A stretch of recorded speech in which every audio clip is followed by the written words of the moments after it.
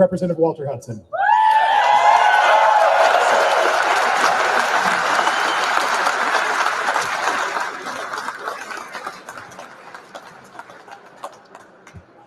Well, let me start by just saying a word about the energy in this space right now, because my colleagues and I, we haunt these halls throughout the week, throughout the session, and the spirit is not always bright.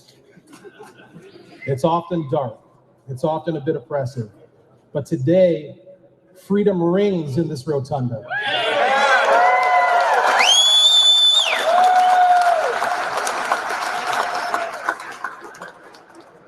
I brought my family with me here today, and they're standing beside me because that's what this issue is all about. Yes. I think often when we come and we stand up and rally for our Second Amendment rights, we tend to focus on the Constitution. We tend to focus on the Second Amendment. We tend to focus on the legal arguments for why we should have this right. And our opponents, by contrast, they tend to focus on the guns. They tend to focus on the scary firearms. But in reality, this is about people. This is about lives. This is about life. And in particular, it's about your life and your right. When we talk about our rights, when we talk about the Second Amendment, when we hold up shall not be infringed, it's not just a mantra. It's not a quote. What we are saying is that by virtue of the life that we've been endowed with by our Creator, we have the right to preserve it, to uphold it under circumstances where it is under imminent threat. And that's another thing about our opponents. I think when our opponents, when they think about guns, they hear in their minds, they hear noise, they think of violence, they think of aggression. That's not what we think of. That's not why folks are carrying in this chamber today. When we think about the Second Amendment, when we think about guns, we're thinking about that moment, that terrible moment that none of us ever wants to have to endure. That moment when our firearm enables us to have one final gasp of hope. Because under the circumstances where you actually have to utilize your firearm for the purpose for which you bought it, in that circumstance, that's what you're doing. You're hoping. You're hoping that your training, your competence, your ability to wield that firearm is going to give you more life, more time on this earth. And not just for you, but for the people that you care about, the people next to you, the people that you get up every day for.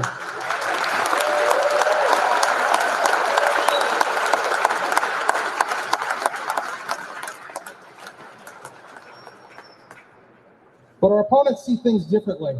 A bill's been introduced that would require you to store and lock your firearm unloaded, separate from your ammunition. Yeah, no.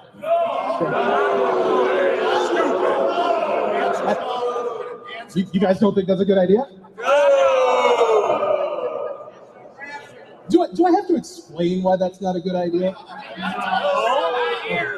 Well, this is kind of my point, right? Is that you don't have to be a gun owner or a gun enthusiast or somebody who cares a lot about the Second Amendment to understand why that's a stupid idea.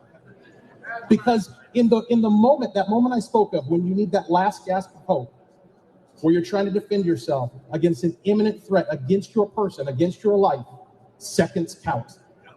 And you're not going to have time to root around, trying to fumble to unlock your safe, get your firearm, find the ammunition, get it loaded, call a timeout, right?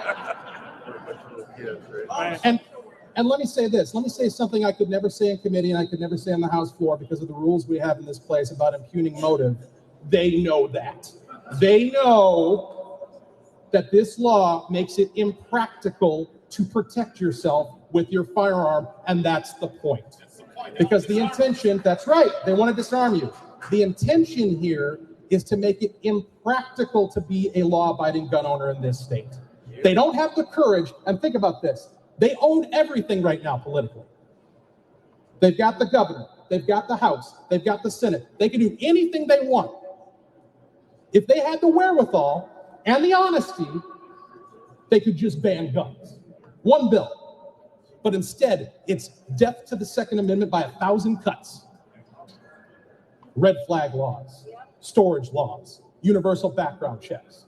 It all adds up to it's impractical and legally hazardous to be a law-abiding gun owner in the state of Minnesota. Makes us felons. Makes you felons. So are we going to let it happen? No! We the people. We the people. That's right. We're not going to let it happen. And here's how. You're going to lean on your legislators respectfully, peacefully, but hardcore. You're going to lean on them because these folks, they walk around with a lot of pride right now after the election because they think they won big. But in reality, they won by slim margins. And a lot of them know it. And we know it too. And we're going to make them feel the pain if they try to come between us and that one last gasp of hope that can keep us around for our families. Thank you. Yeah!